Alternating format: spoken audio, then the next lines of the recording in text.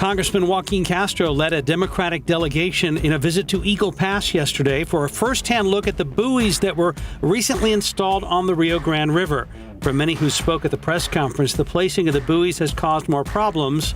The Justice Department has sued the state, asking a federal judge to force Texas to remove the 1,000-foot barrier. Former President Donald Trump's growing legal problems appear to be causing a scheduling conflict for one of his attorneys. The U.S. District Judge in D.C. scheduled a hearing for Friday morning, even though Trump's attorneys have a separate hearing tomorrow in Florida. One of his attorneys is trying to attend both hearings. The one tomorrow has to do with the classified documents case, and the proceeding on Friday will focus on what evidence in the election interference case can be shared publicly.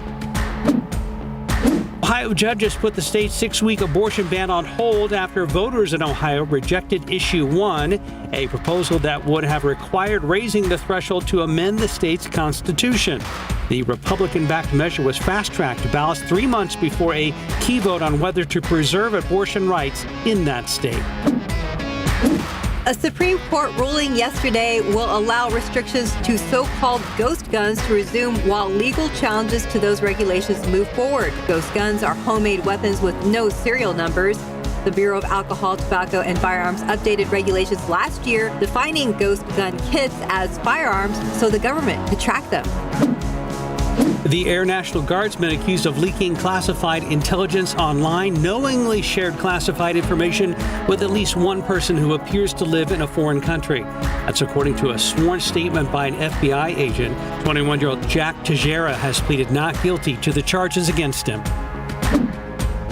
The American Meteorological Society is holding its annual meeting this week. Officials will give their latest findings on the severe weather the nation has endured over the past few years. And they say these storms, floods, tornadoes, and the like have cost the U.S. major money. Chrysler is recalling nearly 45,000 vehicles because their airbags may not deploy properly. Affected vehicles include the current and last year model Jeep Wagoneers and Grand Wagoneers. Any Chrysler dealer can inspect the vehicles and correct the problem at no charge. Chrysler is planning to mail letters to all owners of the affected vehicles by September 22nd.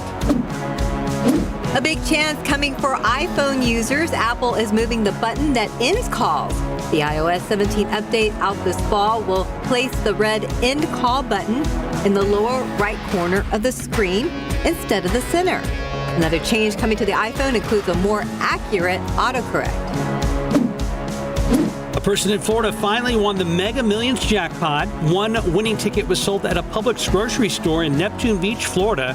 The jackpot was worth an estimated $1.58 billion, the largest in the lottery's history. Whoever won could also decide to take the lump sum payment option, which is about $783 million before taxes. And that's today's 9 at 9. Keep up to date with all of San Antonio's top news, weather, and so much more by clicking the like and subscribe buttons below. And once again, thanks for watching KSAT.